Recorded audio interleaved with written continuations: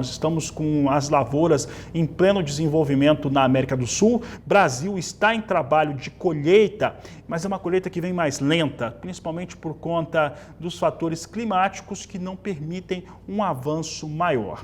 Para falar a respeito deste assunto aqui no Agricultura BR, nós vamos conversar ao vivo, pela internet, com Rafael Mandarino, ele que é diretor-geral da G-Resource Brasil e participa conosco aqui no nosso programa. Rafael, obrigado pela sua participação. Vamos começar falando a respeito de Brasil.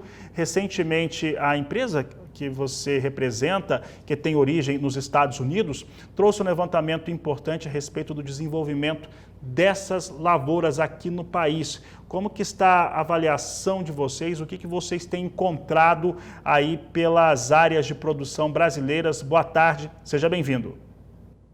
Boa tarde, Fabiano. Uma honra estar aqui falando com vocês. Obrigado pelo convite, obrigado pela oportunidade de a gente estar trazendo o nosso trabalho ao produtor e ao ouvinte de vocês, né? Isso é uma grande honra para a gente e mostra, né, de que o alcance, né, do agronegócio, do canal de vocês, obviamente, precisa estar correlacionado com essa inteligência de mercado que a gente produz. Como você bem disse, né, mundialmente falando, a gente está em Chicago, estamos em Genebra e estamos agora vindo para Brasília, saindo de São Paulo, né? A novidade é que está sendo em primeira mão aqui para vocês.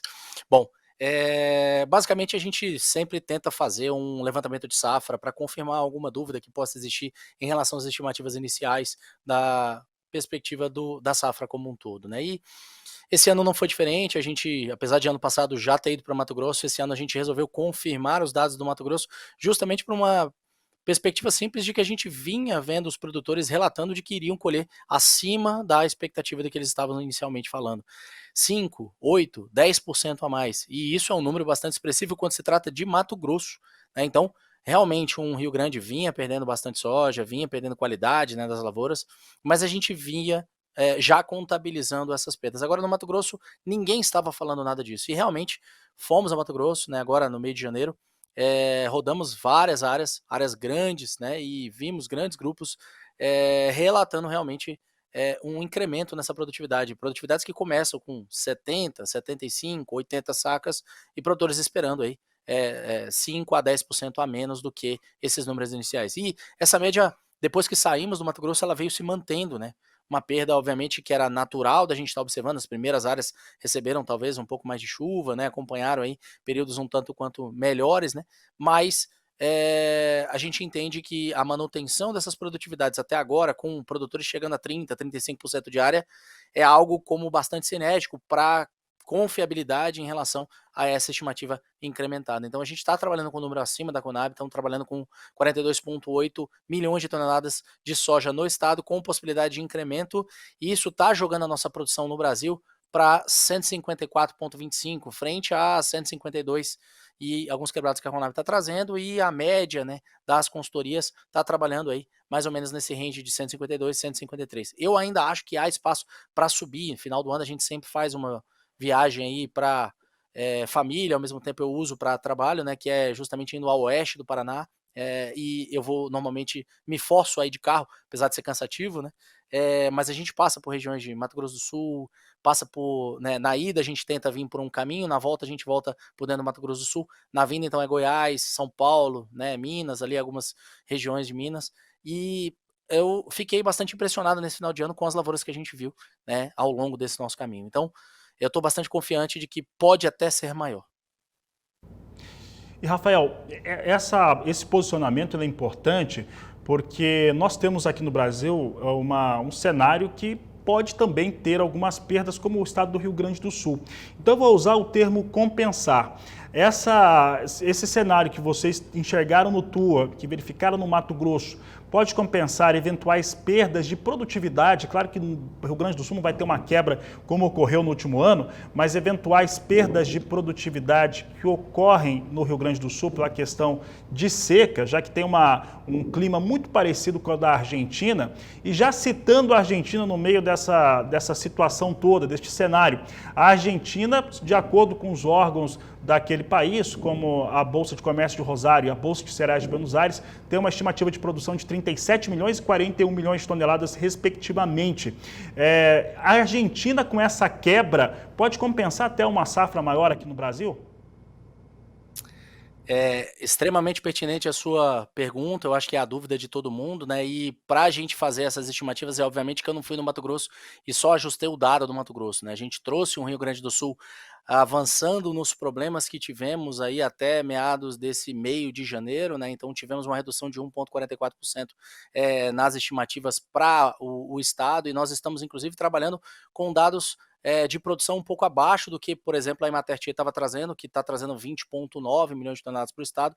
A gente já está trabalhando com próximo dos 20, com possibilidade, inclusive, de mais reduções à frente. Mas a grande questão é que, realmente, o Mato Grosso ele conseguiu puxar para cima, né, e a gente já fez um ajuste, aí, um ganho de 1,97 para um estado vasto, né, plural, e obviamente entrega offsetando, né, ou compensando, como você mesmo colocou, essa perda no Rio Grande do Sul. Eu acho que ainda a gente tem espaço para áreas de pastagem que viraram, por exemplo, que podem não estar sendo contabilizados pela Conab, por exemplo, no Goiás, no Mato Grosso do Sul, né? Passei por regiões que, tipicamente, né, por constantemente passar nessas regiões nos últimos 8 anos, a gente acompanha e sabe que são áreas de pecuária, e eu passei esse ano, estava com soja. Soja de primeiro ano, não era aquela soja maravilhosa, mas a gente fala, meu Deus, é uma soja de primeiro ano muito bem colocada, que vai trazer uma produtividade e com certeza vai trazer uma produção a mais adicional nesses estados. Então, sim, eu entendo que o Brasil tem ainda alguns ajustes a acontecer, e acho que a gente vai ver revisões positivas para frente, né, a depender, obviamente, desse clima em fevereiro, né, e também o avanço das colheitas, que Mato Grosso está debaixo de chuva, está um pouco mais lenta, sim, né, mas por enquanto a gente não vê um grande problema, por exemplo, um safrinha, e também não vê um grande problema diferente do que o produtor enfrentou no ano passado, e mesmo assim foi capaz de tirar essa soja do campo.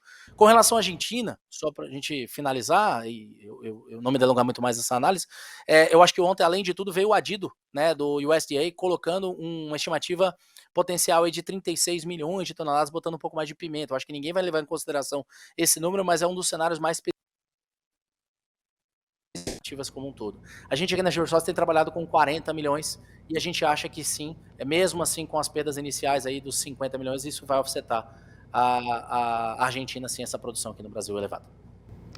Rafael, para encerrarmos a entrevista, nós temos essas questões que são de campo, que são verificadas no campo, as estimativas, né, e vai se averiguando a cada semana, né, que a colheita vai andando ou o desenvolvimento das lavouras. Como é que esse cenário todo, América do Sul, deve impactar o negócio soja, falando do aspecto global, principalmente Chicago no momento? Já vem sendo correlacionado nessa perspectiva para os componentes como um todo. O dólar não está ajudando, hoje o dólar acabou de romper abaixo de R$ 5, não ajuda na parte do câmbio. Os prêmios estão se comportando mais ou menos o que a gente tem na média dos últimos 10 anos, e tradicionalmente esses últimos 10 anos a gente tem uma pequena inflexãozinha positiva em meados de fevereiro para tirar ou incentivar uma retirada de soja da mão do produtor, mas em seguida ele colapsa. Tá? Então, ele não é o mesmo prêmio que a gente viu em 2022, que foi um prêmio explodido quando a gente virou para janeiro, e a gente via preços finais de soja aqui começando a projetar cada vez mais e mais e mais reais por saco. Então, a gente já veio alertando os nossos clientes, a gente já veio alertando os nossos parceiros de que existia essa possibilidade de queda de preço em janeiro que fecha assim, né, no CPEA com redução, e da agora para frente eu acho que, como a gente teve um alongamento de ciclo em Mato Grosso, em algumas regiões, e ao mesmo tempo eu estou chegando com algumas áreas do Mato Grosso em conjunto, eu vou ter muitas áreas chegando ao mesmo tempo. Um termo que eu utilizei recentemente foi um tsunami de soja, e acharam que era só pela quantidade. Não, é pelo quanto vai chegar ao mesmo tempo. A trading está de braço cruzado, esperando. Por que ela vai se apressar? Então, no momento em que eu tiver uma quantidade de soja muito grande, oferta demasiada, economia simples, né? O preço tende a cair e vai continuar caindo na nossa visão.